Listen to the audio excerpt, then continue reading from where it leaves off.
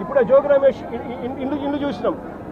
ఏకంగా acid బాటిల్స్తో, petrol బాంబులతో, acid bottles కూడా, in fact బండ ఉబ్బింది.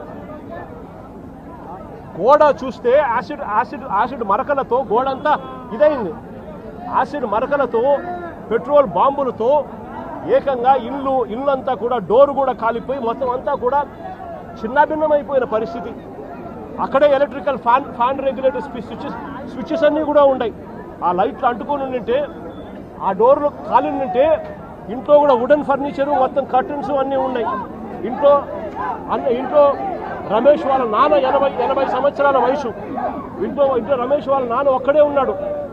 లేయలేని పరిస్థితి, నడవలేని పరిస్థితిలో ఉన్న వ్యక్తి ఇంట్లో ఉన్నాడు. ఇది హత్యాయత్నం కాదా అని అడుగుతా ఉన్నా నేను. ఇది చేయడం ధర్మమేనా అని అడుగుతా ఉన్నా. కేవలం ఒక బీసీ నాయకుడుగా ఎదుగుతా ఉన్నాడు అని, బీసీ నాయకుడిగా వాయిస్ ఉంది అని, ఆ బీసీ నాయకుని వాయిస్ను అడగదొక్కాలి అని చెప్పి దుర్మార్గపు ఆలోచనలు చేయడం ఎంత మటుకు ధర్మం అని అడుగుతా ఉన్నా. నేను అడుగుతా ఉన్నా, ఇది ఒకసారి గమనించమని అడుగుతా ఉన్నా. జోగి రమేష్ ఇంట్లో దాడికి రమేష్ ఇంటి మీద దాడి జరగక మునుపు, అంటే దాదాపుగా రమేష్ ఇంటి మీద దాడి ఎన్ని గంటలకు జరిగింది? 5ంటికి దాడి జరిగింది.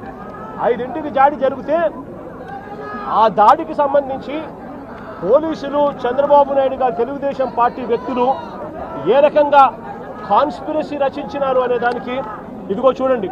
ఇది 2 గంటల ప్రాంతంలో తీసిన ఫోటో. అంటే ఇదే సర్కిల్లోనే ఇక్కడ DCP Gundam Ramakrishna, Telugu Desam party leader Bommasani Subbarao, CI Ibrahimpatnam Chandrasekhar, వీళ్ళు ముగ్గురు కూడా ఇక్కడే సర్కిల్ దగ్గర రచిస్తూ ఉన్నారు.